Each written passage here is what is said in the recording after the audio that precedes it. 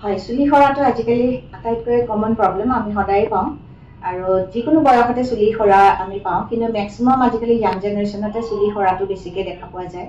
ইয়াৰ কাৰণ বহুতো। এনেই চুলি মেইন কাৰণ যদি সৰাৰ কাৰণ বুলি সুধিলে ১ নম্বৰটো আমি হৰমনেল ইছ্যু এটা আহে, কিন্তু আজিকালি সেইটোৰ লগতে আৰু এটা নতুন ফেক্টৰ হৈছে ষ্ট্ৰেছ। আজিকালি য়াং জেনেৰেশ্যনৰ ষ্ট্ৰেছ লেভেলটো ইমানেই হাই, সেইকাৰণে তেওঁলোকৰ চুলি সৰাৰ পৰিমাণটো বহুত বাঢ়ি গৈছে। ইয়াৰ উপৰিও নিউট্ৰিচনেল ফেক্টৰ আছে, খোৱাৰ লগতো বহুত ডিপেণ্ড কৰে। অলপ প্ৰটিনযুক্ত খাদ্য নিয়মিতভাৱে খাব লাগে এইটোৰ কাৰণে।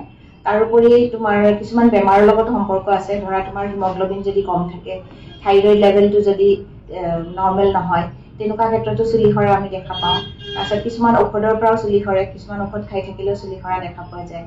আৰু লোকেল ট্ৰিটমেণ্ট যদি কিছুমান চুলিত কৰে, যিটো নেকি আজিকালি বহুত কমন, যেনেকৈ চুলি ষ্ট্ৰেইট কৰে, চুলি কালাৰ কৰে, সেইবিলাকৰ পৰাও চুলিৰ ওপৰত বহুত প্ৰভাৱ পৰে আৰু চুলি সৰিবলৈ আৰম্ভ কৰে। এনেকুৱা বহুতবিলাক ফেক্টৰেই আছে, আৰু সেইকাৰণে আমি অহাৰ লগে লগে আমি প্ৰথমে হিষ্ট্ৰীটো লওঁ।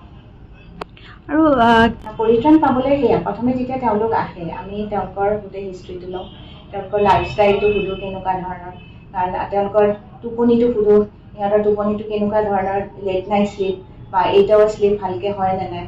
তাৰপিছত তেওঁলোকৰ আমি পৰীক্ষা কিছুমান কৰিব দিওঁ, লেবৰেটৰী টেষ্ট, সিহঁতৰ হিমগ্ল'বিন লেভেল চাওঁ, তাৰপিছত তোমাৰ থাইৰইড চাওঁ, এনেকৈ এইখিনি বস্তু আমি টেষ্ট কৰোঁ। তাৰপিছত তেওঁলোকক হিষ্ট্ৰীটো লওঁ, যেনেকৈ চুলি ট্ৰিটমেণ্টবিলাক কৰে নেকি, চুলি কালাৰ কৰা বা চুলি ষ্ট্ৰেইট কৰা, তাৰপিছত কিবা ঔষধ খাই আছে নেকি, তেনেকুৱা হিষ্ট্ৰীবিলাক লওঁ। এইখিনি লোৱাৰ পিছত আমি যদি কিবা এটা ফাইনেল ডায়েগনচিছটো পাওঁ, সেইটোৰ ওপৰত বেছ কৰি আমি ট্ৰিটমেণ্টবিলাক দিওঁ। তথাপিও আমি জেনেৰেলাইজ ট্ৰিটমেণ্ট হিচাপত আমি কিছুমান চুলি সৰাৰ কাৰণে ভিটামিন ভাল টেবলেট আছে বায়'টিনযুক্ত, সেয়া আমি অলপ দীঘলীয়াকৈ খাব দিওঁ। তেনেকৈ কিছুমান চেম্পু আছে, আজিকালি চেৰামো পায় বেলেগ বেলেগ ধৰণৰ, সেইবিলাক চেৰাম আমি লগাবলৈ দিওঁ।